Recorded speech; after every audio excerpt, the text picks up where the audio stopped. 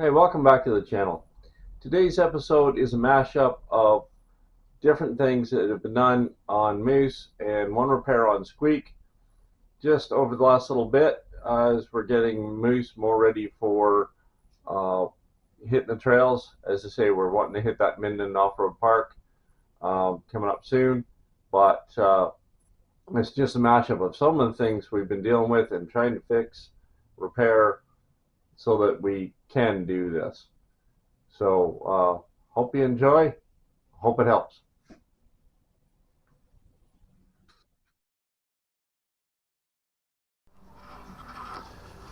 Quick battery terminal hack. I've got a loose clamp here. It's new-ish, but it's still loose on the negative. So what I've done is literally piece out of a tin can, wrap it around, put it over, and then clamp everything down. Takes up the space, won't slip and slide, and will keep your contact nice and tight. There you go. Can't even see the metal inside there, but everything's nice and tight, not moving. Gets rid of your sparks and slip. Therefore, you don't have any problems starting or running any of your electrical toys, like things like that.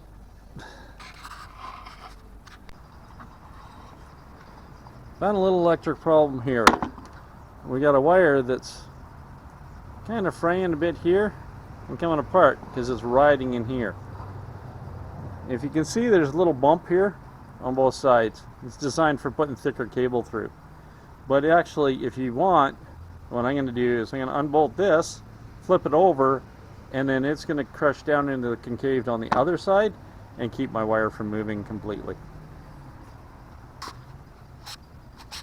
You can see how this part's all knurled out to hold the wire.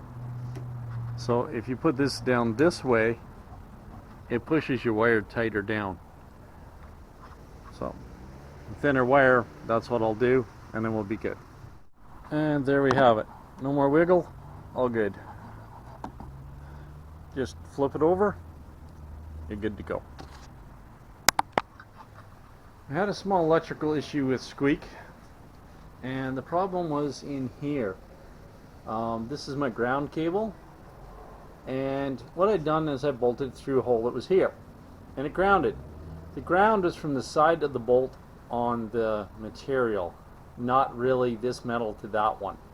And when it got, after bugging around the last time we were out, went to hit the starter button and she went click, and that was it.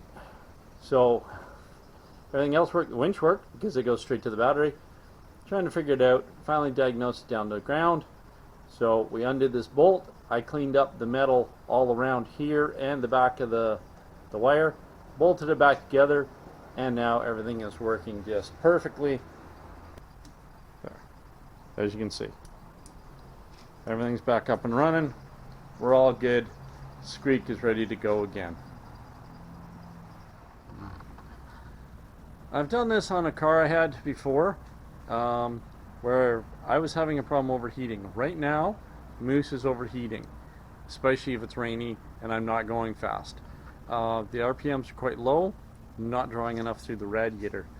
Unfortunately, it's, I can see through it, but it's clogged up. When it gets wet, everything swells, just plugs it right up on me. So I got a double core rad, I shouldn't be overheating. So we're going to blast it today from the back. We're going to blow it all out with air and see if we can make some improvements.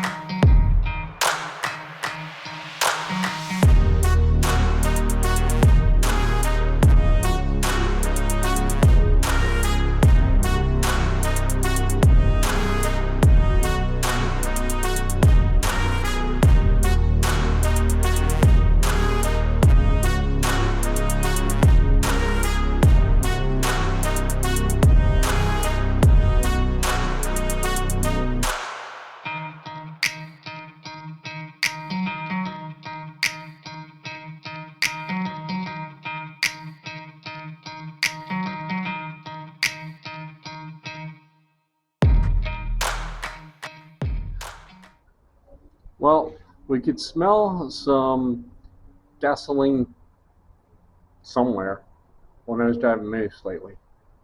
Wasn't sure where it was coming from.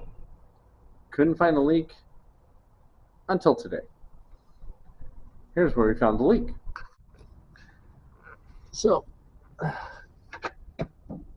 we have an old fuel filter and a fuel line. This line that goes from here around to the tank has a nice little slice in it, right about middle of the curve. When it's running, it's sucking through, and you don't have any problem. But once I stop running and shut it down, the back pressure, it starts peeing gas all over the place. So we got new line and a new filter where we're at it. We're going to put that all in and get it cleaned up. There we go. New lines on either side. New filter. All done. New clamps.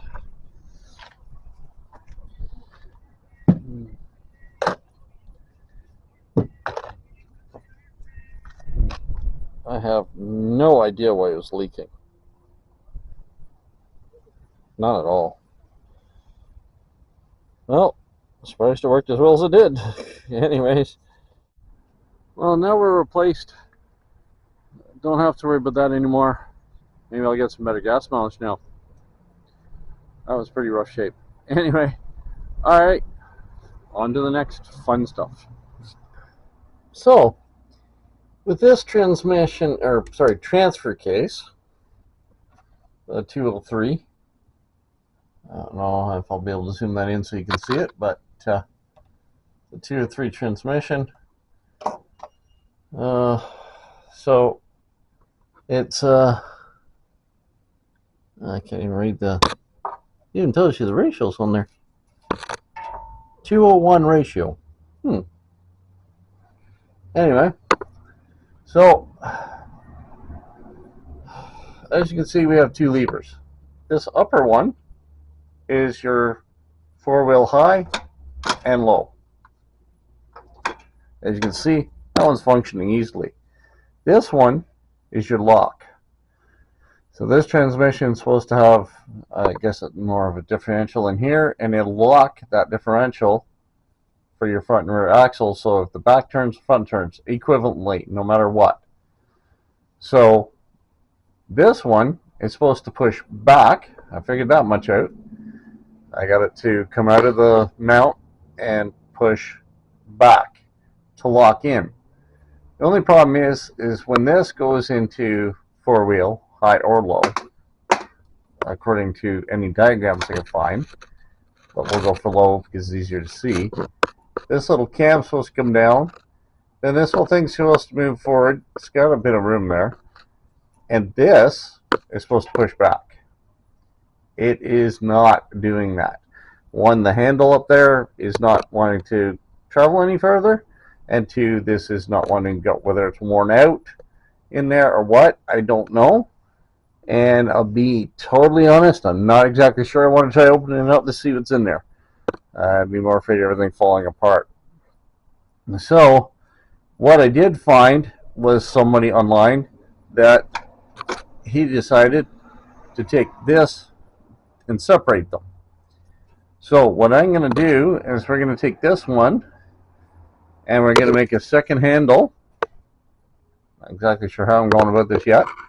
We're going to make a second handle, come up the side of this case, and drop in just beside the hole up there. It's a little hard to see, but there's a there you can kind of see the hole a little better now. There's a hole up there where the where it goes through. So we're going to go up and through that hole up there. There we go. Through that hole up there. I'm going to try to get as close to it as I can. Maybe beside it, so that it comes up beside the rubber boot, and I'll design a lock for it to hold it in, in or out of lock mode.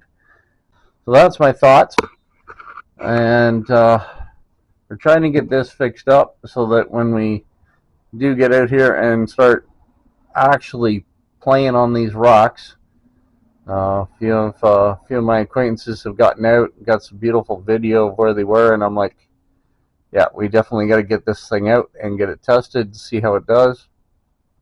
So, but I think that is going to be the game changer for this truck. There we have it. There's the new shifter. Comes down, hooks into the original, goes up through into the truck. And in total redneck moose fashion, there's the shifter. Yep, it's a wrench. But now, lock mode, unlock mode. That simple. I'm going to get a piece of rubber, slice it, fit it over, mount it, and then this will be sealed up so that it won't get debris and stuff inside the car, and this will be a little more watertight and a lot more airtight. So anyway, there we go. Now we get to get out and put it in lock mode and see if the transfer case actually does lock. Hopefully it does. And there we have it, our seal. Underneath it's actually another piece of plastic pushing against this so that it doesn't rattle against the metal.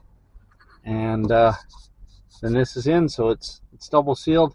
Should keep, I mean, if I bring water up to here, it's still going to leak, but it'll leak in about 20 other places anyway. So there we go. So hopefully that works. Haven't been able to lock the transfer case, so I'm hoping the transfer case works. We'll find out. Now we can, because now we can actually lock it. We know we locked it. We'll see how it goes. Hey, hope you enjoyed that. That's all I got for you today. Hope those tips help somebody. We've got more repairs and upgrades on Moose. We've got another episode coming on that stuff as we're getting prepared to get out. It's coming up to fall in Ontario. We've got some beautiful scenery, some beautiful places to go. So we look forward to sharing that with you. We'll be posting where we're going when we go too. Hopefully some people can join us. I'd love to see you out there. So hit the like, hit the subscribe, hit that bell button so you don't miss anything, any announcements, anything else, as well as new videos. And that's it for now. I'll see you next video.